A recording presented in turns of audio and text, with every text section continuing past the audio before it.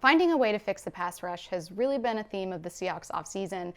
Whether or not they've done it effectively remains to be seen, but it's not hard to see why it is. It was by far the Seahawks' biggest area of concern in 2019. Let's just take a look at the difference from 2018 to 19.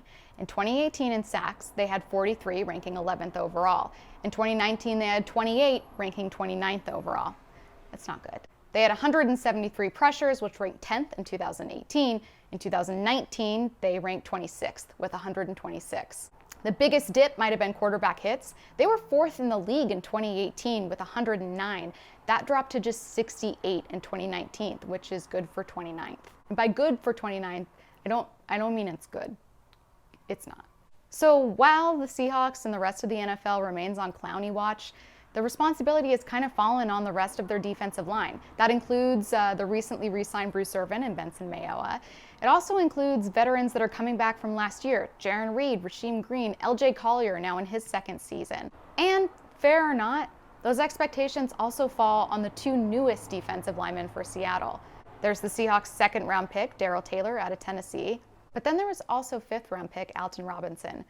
And yeah, hopes are high for Darrell Taylor. We have a separate video profile on him that you can find on 710 ESPN Seattle's YouTube page, or a profile on him on 710sports.com.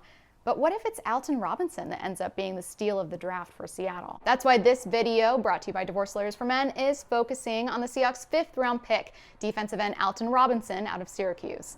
Now, Robinson went in the fifth round, but that's far from a consensus opinion. In fact, Jim Nagy, who's a former SEC scout for the Seahawks and current executive director of the Senior Bowl, watches all these guys for his job, obviously, and says that him and his team have had day 2 grades on Robinson since last summer.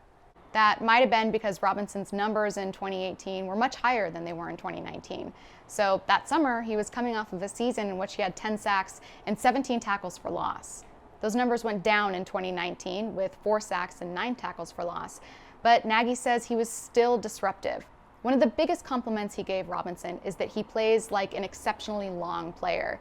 He's 6'3", 260 pounds, but said that on tape, Robinson looks like a guy who's like 6'5". He uses his long arms and gets a ton of power when he rushes the passer. My co-host Jay Keeps also thinks Robinson is the best value pick for Seattle. He said he loves the power he sees from him, but doesn't always see it consistently, which is, again, probably why he slid into the 5th round as opposed to going on day 2.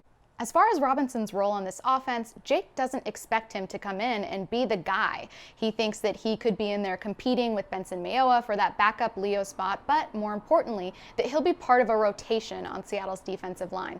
And if they never bring in Clowney, that's really what they're going to have to lean on, keeping guys fresh, keeping guys healthy, and making sure that everyone gets in there for a chance at rushing the passer. It was a strategy that worked for Seattle back in 2013 and 14 when they rotated in guys like Cliff Averill and Michael Bennett. In fact, Jake compared Robinson to guys like Cliff Averill and Michael Bennett and Chris Clemens, specifically when it comes to his anticipation of snap counts. It's something that jumped off the page to Jake when he was watching film.